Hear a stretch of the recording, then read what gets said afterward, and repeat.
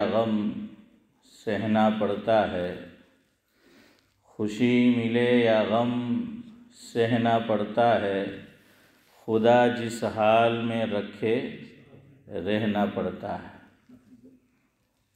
ज़िंदगी को दरिया के पानी की तरह, ज़िंदगी को दरिया के पानी की तरह वक्त के बहाव के साथ बहना पड़ता है। दिल के समुंदर में जब गम की लहरें उठने लगे, दिल के समुंदर में जब गम की लहरें उठने लगे, तो आँखों से आंसुओं को बहना पड़ता है। शाह हो या गदा, अमीर हो के गरीब, शाह हो के गदा, अमीर हो के गरीब, सबको एक दिन इस दुनिया को अलविदा कहना पड़ता है।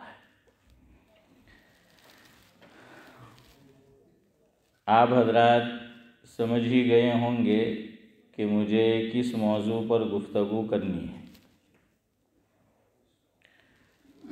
सरज़मीन पाकिस्तान से ताल्लुक़ रखने वाले ख़ानदाने उस्मानी के चश्मो चिराग, जिनको मुफ्ती आज़म का लक़ब उनके वालिद मरहूम हज़रत मौलाना मुफ्ती मोहम्मद शफ़ी साहिब नव्वरल्लाहु मरक़दहू के बाद दिया गया था, और जो दारुल उलूम कराची के सदर और मुहतमिम थे, और भी बहुत सी दीनी तंजीमें और दीनी जमात के वो मेंबर थे, उससे जुड़े हुए थे। जिससे मेरी मुराद है हज़रत मौलाना मुफ्ती मोहम्मद रफ़ी उस्मानी साहिब के, जिनके साथ हम अब नव्वरल्लाहु मरक़दहू लगाने को मजबूर है। उनका जुमा के दिन इंतकाल हो गया। आप सभी हजरात उनसे वाकिफ़ ही होंगे। अल्लाह तबारक व तआला हज़रत की बाल बाल मग़फ़िरत फ़रमाए, करवट करवट चैन और सुकून नसीब फ़रमाए, उनकी क़ब्र को नूर से मुनव्वर फ़रमाए, जन्नत के बाग़ों में से एक बाग़ बनाए। दीन मतीन की और इंसानियत की उन्होंने जो भी अपनी हयात में ख़िदमत अंजाम दी, अल्लाह तबारक व तआला उसको शरफ़ क़बूलियत बख्शे, और इंसानी व बशरी तकाज़े की वजह से कमी कोताही मुझसे, आपसे, हर इंसान से हो ही जाती है। अगर ऐसा कुछ हुआ हो, अल्लाह तबारक व तआला सय्यात को हसनात से मुबद्दल फ़रमाए, उनके आगे के सारे मराहिल मनाजिल या आसान फ़रमाए, बग़ैर हिसाब किताब के जन्नतुल फिरदौस में आला व बाला मकाम से नवाजे। यही सब दुआ मेरी पड़ोस की जो हमारी बस्ती है क्लेप्टन, वहाँ एक साहिब बनाम इब्राहिम भाई रावत, उनका भी इंतकाल हो चुका है। आप जानते ही होंगे, डनलेस रोड पर जिनकी रहाइश थी। तो ये सारी दुआ हमारी मरहूम के लिए भी है। कुछ वक्त रहा तो इब्राहिम भाई से भी एक हद तक मेरा ताल्लुक़ रहा है, तो दो तीन बातें उनके मुताल्लिक़ भी अर्ज़ करूँगा अगर वक्त रहा। पहले कुछ बातें हज़रत मौलाना मुफ्ती मोहम्मद रफ़ी उस्मानी साहिब नव्वरल्लाहु मरक़दहू के ताल्लुक़ से।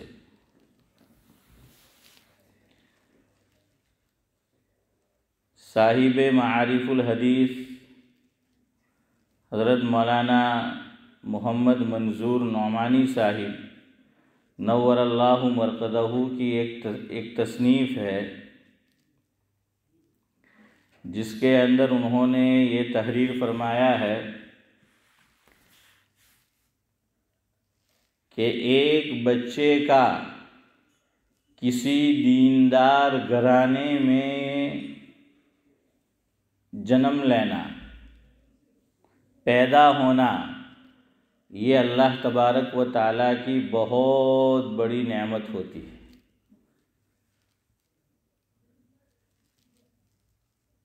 और मरहूम ने न सिर्फ दीनदार घराने में जन्म लिया, बल्कि एक इल्मी घराने में और इल्मी सरजमीन पे जन्म लिया। ये लोग असल रहने वाले हैं देवबंद के, ख़ानदानी तौर पर उस्मानी है कि उनका सिलसिले नसब आगे जाकर तीसरे नंबर के खलीफा, जिनका लक़ब बिन नूरैन है, यानी हज़रत उस्मान गनी रज़ी अल्लाह ताला अन्हु से जाकर मिल जाता है। तो देवबंद की इनकी पैदाइश है। आज़ा कुरान करीम हज़रत ने दारुल देवबंद में याद किया था और फिर पाकिस्तान तशरीफ़ ले गए। अलिफ बा तख्ती जिसे कहते हैं और हुरूफ तहज्जी की पहचान उन्होंने कुछ हिस्सा, कुछ दिन उनके वालिद मरहूम हज़रत मौलाना मुफ्ती मोहम्मद शफ़ी साहिब नव्वरल्लाहु मरकदहू से भी पढ़ा है। हज़रत ने ख़ुद अपना किस्सा बयान फरमाया कि वालिद मरहूम दारुल इफ्ता में होते थे देवबंद में, और मुझे भी बुला लेते थे कि रफ़ी चल पढ़। अब वालिद मरहूम मुझे पढ़ाते थे तख्ती। अब सबक आया तशदीद का। तशदीद जानते हैं ना? हाँ, तो तशदीद का सबक आया तो वालिद मरहूम ने हज़रत फरमाते हैं कि मुझसे ये फरमाया कि तशदीद का मतलब होता है कि उस लेटर को 2 बार पढ़ने का, 2 मरतबा पढ़ना, कि जॉइंट भी होता है और 2 मरतबा उसको पढ़ा जाता है। अब हज़रत फरमाते हैं कि वो लफ्ज़ था अलीफ और बा पर तशदीद। तो मुझे कहा कि भाई इसको इस तरह पढ़ा जाएगा, तलफ़्फ़ुज़ इस तरह होगा कि 2 मरतबा पढ़ना है। तो हज़रत फरमाते हैं मैंने पढ़ा अब बा, 2 मरतबा हुआ ना बा को। तो वालिद साहिब ने फरमाया कि गलत। तो पढ़ा अबाब, फरमाया गलत। तीसरी मरतबा कुछ और पढ़ा। तो हज़रत फरमाते हैं कि वालिद मरहूम को गुस्सा आ गया और अब्बा को गलत पढ़ा तो अब्बा ने ज़ोर से थप्पड़ रसीद किया। तो कहा कि अब मुझे थप्पड़ मारा तो मैं ज़ोर ज़ोर से चिल्लाने लगा, गोया पूरा कमरा और पूरा मदरसा सर पे उठा लिया, पूरा दारुल इफ्ता। तो कहा कि फिर वालिद मरहूम कहने लगे कि यार मैंने इसको कहाँ मारा, ये तो चुप होने का नाम ही नहीं ले रहा है। फिर इसके बाद हज़रत ने एक बात ज़िक्र फरमाई जो आपको कहना है। हज़रत ने फरमाया मफ़हूम है बुखारी शरीफ पढ़ाना आसान है, दर्जा आलिमियत में और किताबें पढ़ाना आसान है, सबसे मुश्किल काम है एक छोटे बच्चे को कि जिसको अरबी ग्रामर से कोई ताल्लुक़ नहीं है, हुरूफ़े तहज्जी से कोई पहचान नहीं है, और उसकी पहचान उसको कराना ये बड़ा मुश्किल काम है। आदमी का दिमाग जो है, जिसको हमारे ज़ुबान में कहा जाता है बच्चा खा जाता है, इतना दिमाग खाता है, क्योंकि उसके लिए भी नई चीज़ है, नए हुरूफ है। अब आदमी समझा समझा के थक जाता है, और यहाँ मेहनत होती है, तभी बच्चा आगे जाकर हाफिज़ कुरान भी बनता है, कुरान शरीफ भी पढ़ता है, और हाफिज़ कुरान भी बनता है, आलिम दीन भी बनता है। लेकिन हज़रत फरमाते हैं कि हम मुसलमानों ने, हमारे मुआशरे ने सबसे ज़्यादा जुल्म इन तख्ती और अहसनुल क़वाइद पढ़ने वालों पे किया है, कि सबसे कम तनख्वाह इन हजरात की होती है, इनको दी जाती है सबसे कम तनख्वाह। हालांकि ये मेहनत करते हैं तब जाके बच्चा आगे बढ़ता है, और कितना सर जो है इसमें खपाना पड़ता है। हज़रत फरमाते हैं कि मुझे एक इदारे में बुलाया गया बतौर मेहमान, और मैंने बयान किया, और बयान के अंदर उस्ताद की तनख्वाह पे बात की। मुझे पता चला कि तनख्वाह कम है, तो मैंने तनख्वाह पे बात की, तो दो चीज़ें हुई। दूसरे दिन से तनख्वाह तो बढ़ गई, लेकिन आइंदा उन्होंने मुझे बुलाना ही छोड़ दिया। आइंदा बुलाना ही जो है वो छोड़ दिया। फिर एक अरसे बाद मुझे बुलाया, तो हज़रत ने फरमाया, मैंने फिर तनख्वाह की बात की कि कोई बात नहीं, लंबा एक वक्फ़ा और सही। और फिर एक और मौके पर हज़रत ने, यूट्यूब पे आप देख सकते हैं, उनका इंटरव्यू भी मौजूद है। हज़रत से पूछा, पूछने वाले ने जो इंटरव्यू ले रहा है, कि हज़रत आपका जो इदारा है दारुल उलूम कराची, उसमें तनख्वाह का क्या निज़ाम है? आप हर साल तनख्वाह बढ़ाते हैं, और तनख्वाह का मेयार क्या है? शेखुल हदीस है तो उसकी तनख्वाह ज़्यादा, मकतब पढ़ाता हो उसकी कम, कुरान करीम हाफिज़ कराता हो हाफिज़ जी तो उनको दरमियानी, क्या मेयार है? हज़रत ने फरमाया, जिसका मफ़हूम यह है कि हमारे यहाँ मेयार ये है कि किसके कितने बच्चे हैं, उसकी औलाद कितनी है, किन लोगों का ख़र्चा उसके ज़िम्मे है, खाली उसकी बीवी और औलाद का ही ख़र्चा है, या माँ बाप भी साथ में रहते हैं, या साथ में नहीं रहते, माँ बाप को पैसे भेजने हैं। तो फरमाया कि उसके मुताबिक हम तनख्वाह मुकर्रर करते हैं। और फरमाया कि तनख्वाह हर साल बढ़ती है, और न सिर्फ ये कि असातिज़ा की बढ़ती है, और ये कि सिर्फ ऊपर की किताबें पढ़ाने वाले असातिज़ा, फरमाया नीचे से लेकर ऊपर तक जितने असातिज़ा है सब की तनख्वाह बढ़ती है। और आगे फरमाया कि किचन में काम करने वाला जो अमला है, जो खुद्दाम है, या मदरसे के अंदर बाग है, उसके अंदर जो माली है, यानी जो भी मदरसे का, इदारे का, दारुल का कारकुन है, हर एक की तनख्वाह हम बढ़ाते हैं, और तनख्वाह दो तरह से बढ़ाते हैं। नंबर एक कि साल पूरा हुआ तो अब तनख्वाह जो है वो उसकी बढ़ानी है, तो ये साल पूरा होने पर एक तो तनख्वाह बढ़ाते हैं, दूसरा अलग से उनको महंगाई अलाउंस दिया जाता है कि महंगाई कितनी बढ़ी है, तो ये भी हमारे यहाँ देखा जाता है। और हर साल हम दो तरह से जो है तनख्वाह बढ़ाते हैं। तो वो सामने इंटरव्यू करने वाला पूछता है कि हज़रत पैसे कहाँ से आते हैं? हर साल आप बढ़ाएंगे तो फिर पैसे कहाँ से आएंगे? तो हज़रत ने जवाब दिया, जिसका मफ़हूम ये है कि देने वाली ज़ात तो अल्लाह है, राज़िक तो अल्लाह है।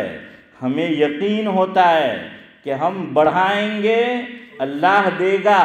और फरमाया सालों का तजर्बा है, जिस साल जितनी तनख्वाह हम बढ़ाते हैं और दारुल उलूम का सालाना जो बजट होता है, और इस साल जितना चंदा मुसलमानों ने दिया उससे ज़्यादा चंदा लोग देते हैं।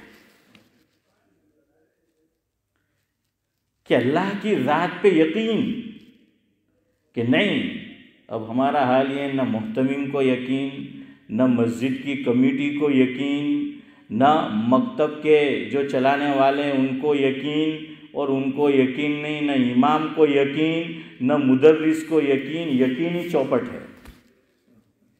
हमारे यहाँ तो लोग कहते हैं कि भाई तनख्वाह बढ़ाएंगे तो पैसे कहाँ से आएंगे। और हज़रत ने फरमाया कि हमारा तजर्बा है दारुल उलूम का कि हमने हर साल बढ़ाया। और अजीब बात दूसरी आपको सुनाऊं, दारुल उलूम कहीं दुनिया में चंदा करने नहीं जाता, चंदा करने नहीं जाता वो। और एक बयान में हज़रत ने फरमाया जो छपा हुआ है, और वो तो कई साल पहले छपा है, और बयान किस वक्त हुआ होगा वो आपको सुना रहा हूँ, और वो किताब है मेरे पास। हज़रत की तकारीर, इस्लाही तकरीरें नाम से शायद छपी है। हज़रत ने उसमें फरमाया कि महीने का दारुल उलूम का ख़र्चा 1 करोड़ रुपया है, पाकिस्तानी 1 करोड़ रुपया। और वो उस वक्त में फरमाया कहीं चंदा करने नहीं जाते, हर साल डबल तनख्वाह बढ़ाई जाती है। एक तनख्वाह बढ़ाई, एक महंगाई अलाउंस अलग, और सबका, और मेयार ये कि किसका खर्चा कितना है। लेकिन अल्लाह ताला जो है वो चलाता है। अब देखिए हमारी नीयत, तिरमिज़ी शरीफ की रिवायत है, आका ने फरमाया, मफ़हूम है कि अल्लाह तबारक व ताला फरमाते हैं कि मेरा बंदा मुझसे जैसा गुमान करता है मैं उसके साथ वैसा मामला करता हूँ। अना ज़न्नी अब्दी बी औ कमा क़ाल अलैहि सलातु वस्सलाम। तो वहाँ उनको यकीन है कि अल्लाह जो है वो देगा। तो इसलिए इंडिया में भी ये हाल है, इस मुल्क में भी ये हाल है, बल्कि दुनिया में ये हाल है हमारा कि हम जहाँ गए हम अपने कॉलर तो ऊँचे करते हैं कि गुजराती जहाँ जाए तो मस्जिद मदरसा बनाए, पर मैं के मौल साहब ने तो रड़ावे ते तो बोले જ નહીં આપણે હાથે કે ગુજરાતી જ્યાં જાય મસ્જિદ મદરસા બનાવે પણ પગારમાં તો રડાવે જ। मस्जिद पे कोई खर्चा करना हो, पैसे मौजूद, एक चीज़ चलेगी अभी लेकिन बदल दो कोई बात नहीं, लेकिन मस्जिद के खादिम को देने की बात आए तो कि पैसा क्यांथी आवे, क्यांथी लाऊं આપણે એમ કે આટલા વધારું तो। अब देखिए ईमान हमारा किस दर्जे पे पहुंच चुका है। मस्जिद के मुंतज़िमीन को अल्लाह की ज़ात पे यकीन नहीं है, इसलिए मामला सारा चौपट है। कोई तब्दीली बरसों में न मुझ में आई न आप में आई, जैसे है वैसे ही है। आके मस्जिद में उठक बैठक करते हैं, चले जाते हैं। जैसी समझ में आई नमाज पढ़ी, जैसा समझ में आया वज़ू किया, जैसा समझ में आया मस्जिद में ठहरे। ना मेरा यकीन अल्लाह की ज़ात पे बढ़ा है, ना आपका यकीन अल्लाह की ज़ात पे बढ़ा है, न मुंतज़िमीन का यकीन जो है अल्लाह की ज़ात पे बढ़ता है। हम जहाँ थे वहीं के वहीं रहे। वो कोलू का बेल के पूरा दिन चलता है लेकिन वहीं का वहीं है। अगर अल्लाह की ज़ात पे यकीन नहीं बना हमारा तो क्या फ़ायदा। इसीलिए दावत व तबलीग का जो मुबारक काम है उसमें सबसे ज़्यादा ज़ोर हमारे अकाबिर जो दिलाते हैं वो किस पे, कि किस पे यकीन आ जाए, अल्लाह की ज़ात पे यकीन आ जाए। लेकिन नहीं है आज ये चीज़। और ये देखिए मैं आपको कोई बहुत पहले की बात नहीं सुना रहा, अभी का, कि जितना वो तो अल्लाह के नबी ने फरमाया अल्लाह के रास्ते में जितना दोगे अल्लाह उतनी ही बरकत देगा। तो ये असातिज़ा को देना, मुदर्रिसीन को देना, ये अल्लाह के रास्ते ही में तो देना है। आप देंगे, वो खाएगा पिएगा, क़ुव्वत आएगी, हुकूक अदा करेगा, वो जो है दीन का ही काम कर रहा है। और आप कहीं और देंगे, पता नहीं वहाँ कैसा काम हुआ। ये आपकी नज़रों के सामने काम हो रहा है, आपकी ज़ात को फ़ायदा पहुँच रहा है, आपकी फैमिली को फ़ायदा पहुँच रहा है, आपकी बस्ती को फ़ायदा पहुँच रहा है, आपके ख़ानदान को फ़ायदा पहुँच रहा है, आपके घर को फ़ायदा पहुँच रहा है, आपकी ज़ात को फ़ायदा पहुँच रहा है। लेकिन नहीं, गुज़िश्ता कल हज़रत थानवी रहमतुल्लाहि अलैह का एक मलफूज़ पढ़ा जिसका मफ़हूम यह है कि दीन के खुद्दामों को बावजूद वुसअत और ताकत के कम तनख्वाह देना ये दीन की बेइज्जती है, ये दीन की बेएहतरामी है। अब इसका असर ये हुआ कि उलमा की भी बोली लगती है, जैसे हराजी होती है बोली लगती है। अब उलमा भी बेचारे मजबूर है, क्या करें। फ़लाँ मदरसे में पढ़ा रहे हैं 10,000 मिलता था, फ़लाँ मस्जिद में पढ़ा रहे हैं 12,000 मिलता था। आगे वाला कहता है ये तो बासलाहियत है, हमारे यहाँ आ जाओ 15,000 देंगे। वो चला जाता है, पेट उसके साथ भी लगा है, ज़रूरियात उसके साथ भी लगी है, और फिर अपनी गलती नहीं नज़र आती। ठीक है, वो मौल साहब तो पैसा ना बोल आलची 3,000 हारू था नहीं गया, मैं कि तारથી 3,000 नहीं देवाता होता ने, तारे का तारा गजाમાંથી देवाना है। आप मुझे बताइए, दारुल चलते हैं मुसलमानों के चंदे से, यतीम खाने चलते हैं मुसलमानों के चंदे से, मसाजिद चलती हैं मुसलमानों के चंदे से, मकातिब चलते हैं मुसलमानों के चंदे से। बहुत कम ऐसे इदारे हैं प्राइवेट के आदमी खुद जो है तनख्वाह देता है, लेकिन फिर भी हमारा दिल जिगर नहीं है। बैंक में रकम पड़ी रहेगी, फिर उस पर लड़ाई झगड़े होंगे। जहाँ मस्जिद में ख़र्च नहीं करनी, जहाँ मदरसे में दारुल में ख़र्च नहीं करनी, वहाँ ख़र्च करेंगे, लेकिन यहाँ नहीं देंगे। और हज़रत मुफ्ती अब्दुल रहीम साहिब लाजपुरी रहमतुल्लाह अलैह ने फतावा रहीमिया में लिखा है, ऐसे ज़िम्मेदारों का अल्लाह के यहाँ गिरबान होगा और इनका हाथ होगा। जवाब देना है, आप में दिल नहीं है, जिगर नहीं है, नहीं दे सकते, मत आओ, मत मोहतमीम बनो, मत मुतवल्ली बनो, मत सदर बनो, मत कमेटी में आओ कि आपके पास दिल नहीं है, जिगर नहीं है, गुर्दा नहीं है। अपनी आखिरत क्यों ख़राब करते हो? एक ही बात समझ रखिए कि भाई ये काम कर रहे हैं तो हमारी आखिरत बन रही है। भाई दोनों पहलू हर जगह होते हैं, तो यहाँ ये भी देखना है कि तुमने जिसका जो हक बनता था वो दिया है कि नहीं, कहीं हमारा गिरबान ना हो कल उसके हाथ में। खैर बहरहाल, तो ये लोग चला के दिखा गए। तो ये एक अहम बात थी, आपको कहनी थी। इसका असर क्या हो रहा है पता है? हज़रत मौलाना हनीफ लुहारवी साहिब दामद बरकातुहुमुल आलिया, खरोड़ के शेखुल हदीस है, हज़रत ने फरमाया आप गुजरात के मदरसे का सर्वे कर ले, गुजराती तलबा इक्का दुक्का दिखते हैं। यूपी के, बिहार के, बंगाल के, उस तरफ से बच्चे आ रहे। गुजराती माँ बाप ने बच्चों को पढ़ाना और बच्चों ने पढ़ना छोड़ दिया है। इनको पता है इसमें कुछ मिलने वाला नहीं है, सिवाय गाली के, बदनामी के, और कुछ मिलने वाला है। हज़रत ने फरमाया इदारे में अब नहीं है बच्चे, अब इन मुसल्ले पर, इन मदारिस में, इन मकातिब में कौन पढ़ाएगा? और हमारे बाप दादा गांव में तो इतना वक़फ़ करके गए, पूछो मत। यानी कुछ देना नहीं है उनको जेब से, लेकिन नहीं, अब उसका असर देख लो आप। और इस मुल्क में भी कुछ इदारे में मेरे साथी पढ़ाते हैं, कुछ में वाइफ की फैमिली की तरफ वाले, वो कह रहे हैं कि अब यहाँ के मदारिस में भी गुजराती तलबा उंगली पे गिने जाए उतने हैं। और जो तलबा आलिम भी बन रहे हैं, कोई जेल में काम कर रहा है, कोई स्कूल में काम कर रहा है, कोई लाइब्रेरी के अंदर जो है वो जाकर काम कर रहा है। अब मुझे बताओ कौन कौन ये खिदमत कर रहा है? उसकी वजह पे कभी गौर करो तो क्या फ़ायदा? हमारी बस्ती से पढ़ने वाला तालिब उलमा वो हमें ही काम नहीं आ रहे, क्या फ़ायदा? और कभी हमने ठंडे दिल से सोचा कि इसके पीछे क्या सबब है, क्या अवाक़िब है? तो ये धीरे धीरे जो है ये चीज़ें अब होने लगी है।